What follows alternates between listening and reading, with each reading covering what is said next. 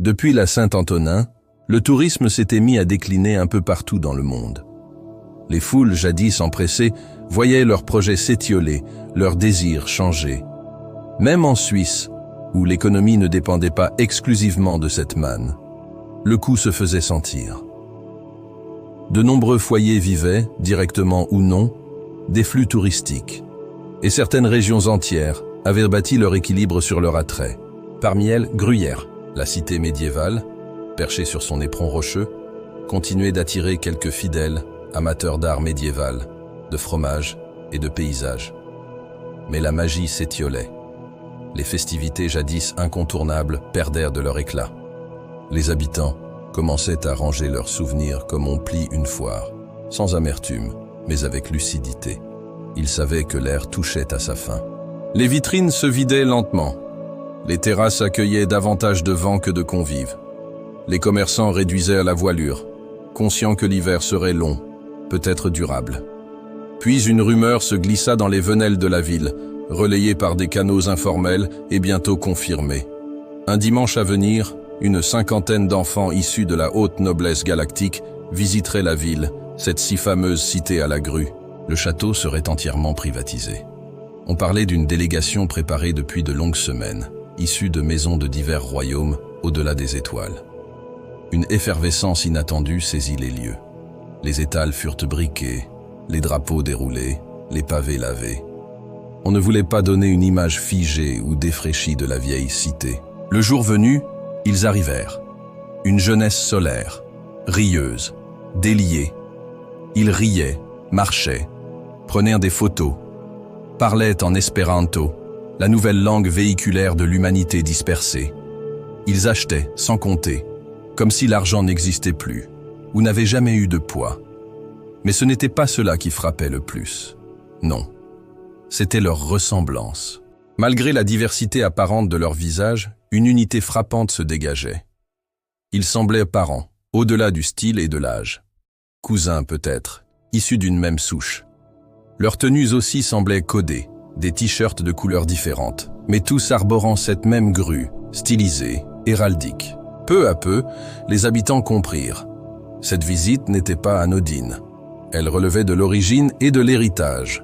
Ces jeunes gens venaient de familles liées, non seulement par des alliances diplomatiques, mais par un même père génétique.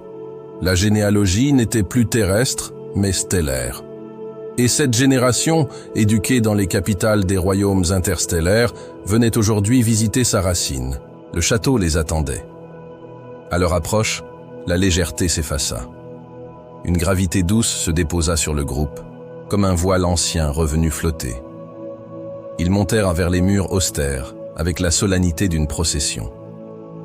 L'accueil fut discret, protocolaire, presque silencieux.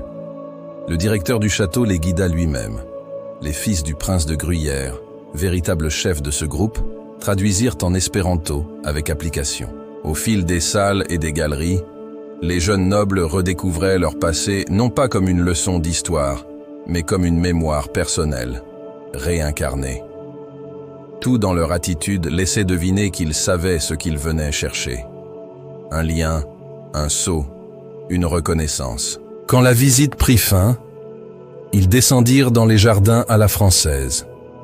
Les 50 s'assirent dans l'herbe, en cercle lâche, sirotant des verres offerts par le personnel. Le château semblait les observer. Le directeur, encore ému, s'approcha discrètement de l'un d'eux, celui qui s'était exprimé à l'arrivée. Le port altier, les cheveux roux méchés de blond, les yeux de forêt et d'océan, c'était l'héritier. Celui dont les épaules portaient déjà plus que son âge. Le garçon lui répondit calmement. Sa voix était douce, claire, mais ferme. Il n'annonça pas une prise de pouvoir, ni une restitution. Seulement un départ.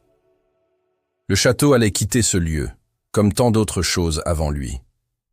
Il serait emporté par le peuple sur lequel il avait veillé si longtemps, rejoint dans les étoiles, sur Helvétie, la planète là où l'histoire reprendra son cours sous d'autres cieux.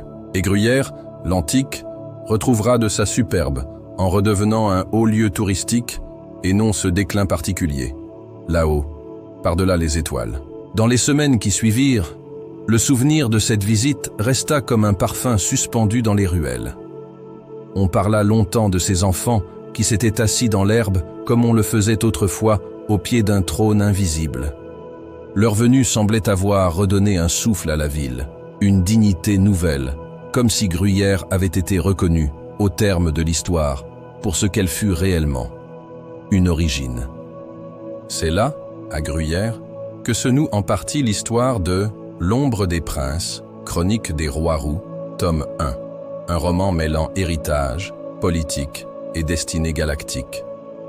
Le château y devient l'un des points d'ancrage du passé, un nœud de mémoire dans l'immensité du futur. Ceux qui ont vu les enfants ce jour-là en parlent encore. Ceux qui ouvriront ce livre comprendront pourquoi. Ceux qui s'abonneront, likeront, commenteront et partageront pourront poursuivre le voyage et retrouver peut-être certains de ces enfants.